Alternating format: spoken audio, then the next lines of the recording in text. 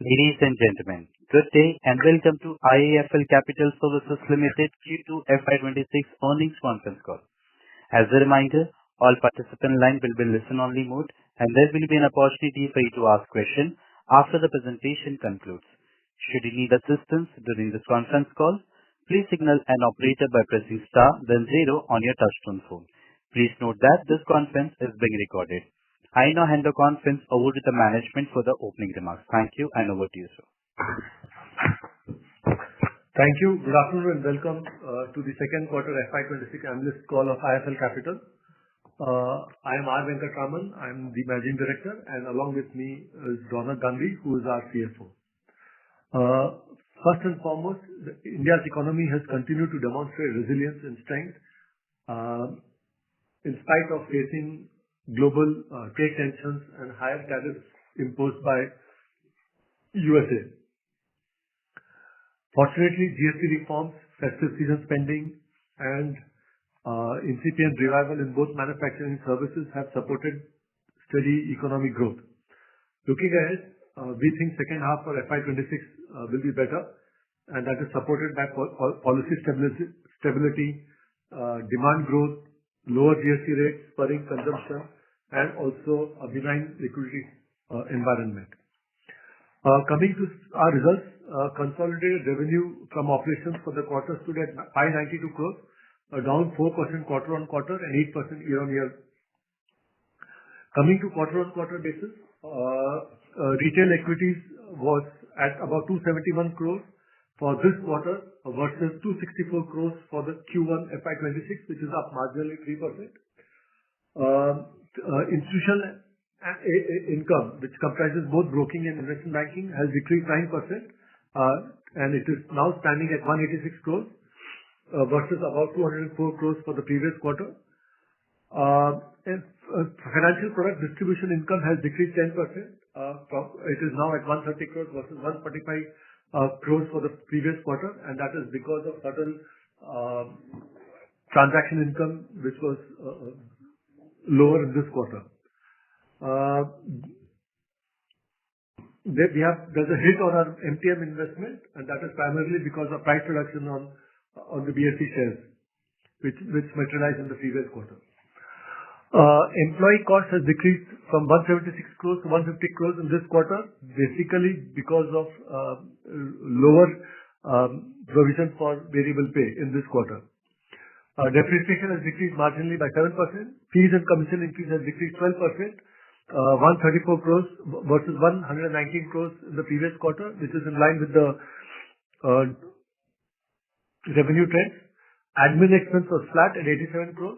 Operational PBT, which is before other income and MTM income, is at about 160 crores, which is flat on a quarter-on-quarter basis. Coming to year-on-year basis, retail equities income was 271 crores in Q2 FY26 versus 356 crores Q2 FY25, a decline of 24%, and this decline is primarily on account of the new regulatory norms on FLO trading. Institutional income, which has increased 5%, 186 crores versus 177 crores in the same quarter last year. FPD income has increased 22%, 130 versus 106 because of increased focus on distribution products and income. Employee cost increased 3%, 149 crores to 150 crores, and then depreciation has increased 13% from 13 crores to 15 crores. Fees and commission income has decreased 17% to 142 to 119, again in line with the revenues. Admin income was flat. Operating PBT is at 160 crores before MTM, and that is a decline of almost 20% year-on-year basis. Coming to some housekeeping numbers, our average daily turnover was 2,63,568 crores, which is a split of F&O at 2,60,956 crores, and cash was 2,600 crores approximately in the quarter that went by, compared to 2,23,232 crores, of which F&O was 2,20,263 crores, and cash was about 2,968 crores. And basically, there was an increase in average daily turnover in Q2 versus Q1, and that was primarily because of increase in F&O.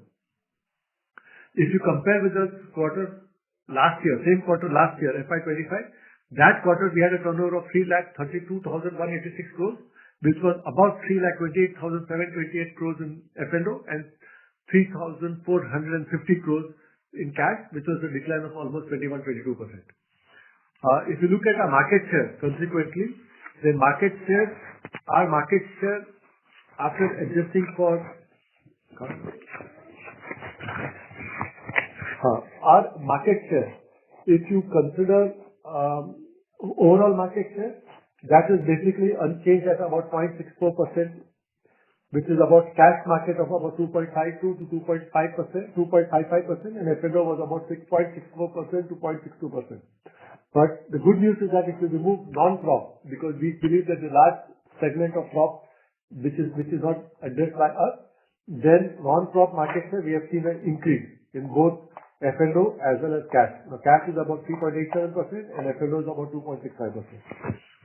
The other number is about our cross-sell assets, because we have seen growth in our cross-sell assets. Currently, cross-sell assets stands at about 44,000 crores, which is 60% is ARR and 40% is non-ARR. ARR assets is mutual fund, TMS and AI, which is now standing at about 27,000 crores. With this, we are open for any questions that you may have. Thank you so much. Thank you very much. Ladies and gentlemen, we'll now begin with the question and answer session. Anyone who wishes to ask a question may press star and one on their touchtone telephone.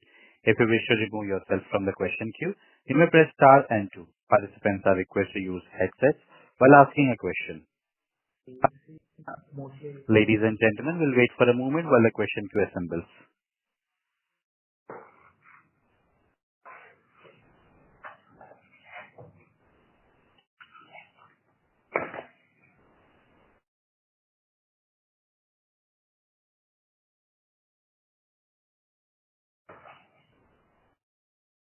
Ladies and gentlemen, anyone who wishes to ask a question may press star and one on their touchtone telephone. Our first question comes from the line of Prayesh Jain from Motilal Oswal. Please go ahead. Yeah. Hi, good afternoon, sir. How are you? Good afternoon, Prayesh. How are you? All good, sir. So first question is on this, SEBI consultation paper that spoke about, brokerages going down sharply from 12 bits to 2 bits. And obviously there has been some media talk around it that the regulator might consider increasing that lower limit of 2 basis points. But either way, what could be the impact that we could see on our earnings because of that? See, if you look at this discussion paper is yet to become a law. But as you said, there has been media reports that the 2 basis point might also see some increase. So on the institutional sector, a bulk of our brokerage comes from foreign institutional investors, and where the capping is not applicable. Mutual funds, however, are still a significant player on this.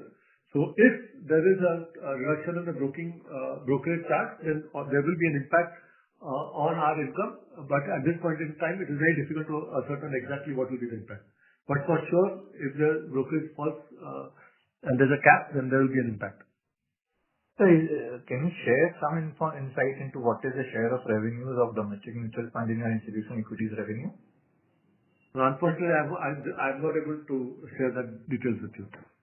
Sure, sir. No worries. So the other question was on the distribution income that has seen a sequential drop. Ideally in this quarter, unless it is insurance related, which could have possibly impacted by GST sales. But financial product distribution revenue sequentially has gone down. What would you say? Yes. Sequentially, income has gone down by almost 10%. It was not. We had some NCD issuance in the previous quarter and other such products where we had some upfront income. That is the reason for this decline. Okay. And sir, how is the wealth management business shaping up? How many RMs have you hired so far? And actually, to be honest, I think last time also the same question was asked. Right. So as of now, we are roughly about 50-55 RMs in that range. This quarter, we have not seen some significant increase in the RM. It is virtually flat. And the business is shaping up well. And we are seeing some assets coming, relationships happening. And so as of now, if you ask me, I'm happy with the state of the progress of the wealth business. And additionally, what is also happening is that as a rub-off effect, our own existing 450 RMs which are there in our broking business have also started slowly upgrading and focusing on getting more cross-sell assets, and that is evident in the fact that our cross-sell assets is growing and has reached about 44,000 crores.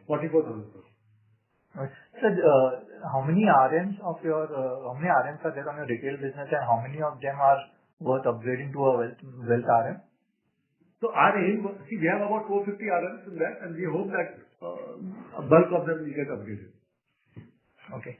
And so this 55 RMs that you've added, these would be like, RMs of high caliber and income, and that is salary levels upwards of 50 lakhs, or it's more in that 15 to 20 lakhs range. What kind of RMs? This will be the affluent and HNI RMs. So their salaries will be higher. Okay. Got that. Any data that you want to share with respect to, apart from the AUM data that you've mentioned, any number of families, incremental number of families that you've been able to onboard in this first half? Actually, once this business scales up, maybe after 2-3 quarters, we'll share more details. Got that. And the last question on the broking business, we've seen a very strong uptick in volumes in October, and all these talks about regulations on the F&O side have mellowed down both by the FM as well as the government. Do you think that the run rate what we've seen in October can be sustained going ahead? And if there are no further or any major regulations, how should we kind of see? I know it's a crystal ball gazing, but any thoughts of yours would be helpful to understand. Right. Rightly pointed out, it's a crystal ball gazing. So as of now, there's no clarity about what will happen. Although, like you said, we are getting different signals from the regulators and the powers to be. But having said that, I think one should not look at on a quarter-on-quarter basis etc., because India is still an under-penetrated market. So we think that as the Indian economy goes from 4 trillion to maybe 6 trillion and 8 trillion in the next 10-15 years, so there will be a secular increase in equities volumes. So the long term, if you have a long term perspective, then the trend is clearly upward sloping. Sorry, sir, just one last question. Any breakup of revenue between F&O and cash that you can share on the broking side? So actually, our broking business, roughly it is about 60-40, no? It will be broadly in the 60-40 range. 60 cash and 40, one thing. 60 F&O and 40 cash. Thank you so much. Thank you. Thank you, sir. Our next question comes from the line of Harsha from HSBC AMC. Please go ahead. Yeah. Hey, hi. Thanks for the opportunity. Just few questions. One, carrying forward from Paresh's question on wealth management.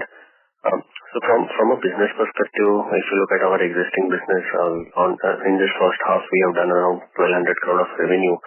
Again, not trying to understand anything from a quarter-to-quarter perspective, but over the course of, let's say, next 2 or 3 years, what is the contribution you think that our distribution or wealth management business can do to our overall IIFL capital as it stands now?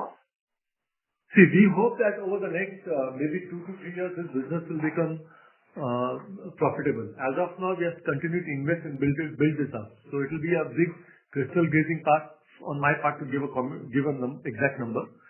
But we are quite optimistic because we think that asset gathering and getting ARR revenue is the way to go.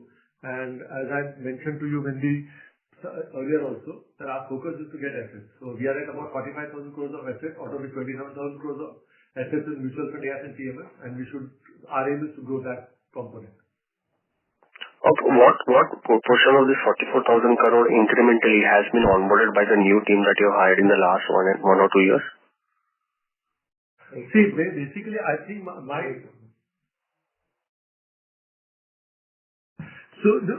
an incremental basis, difficult to say which, because what has happened is that after the new team has joined, both existing team and the new team have been focused on getting ARR assets. So it is a combination and synergistic effect on both. And as I told Rayesh also earlier, once the business scales up, then we'll be sharing more details on. Understood.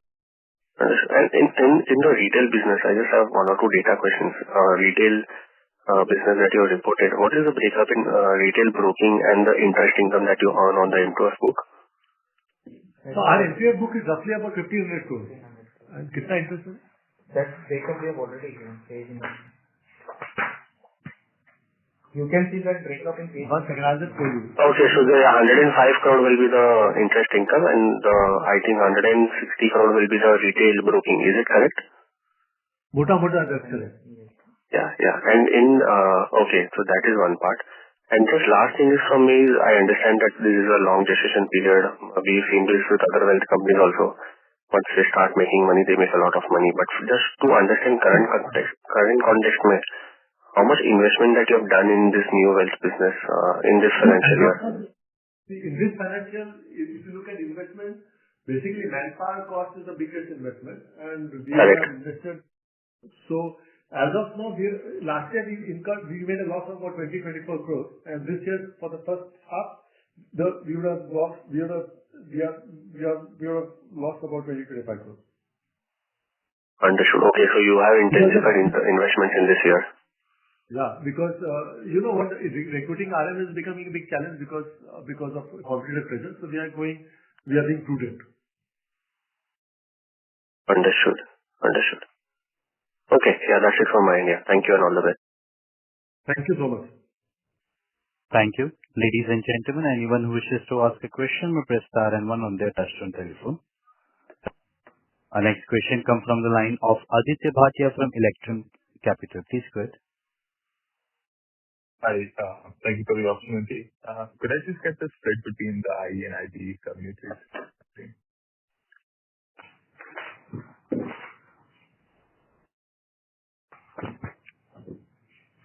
So on the total institutional income, this is about 1,986 crores. So it will be roughly about I think it's like 1 second. Is it still 60/40? It will be more. I think 60/40 is correct. Okay. And but you know, one second. But having said that, I want to give you a caveat because in some quarters, if there is a large number of deals that get closed, then the IB component might increase. But broadly, what you say is correct.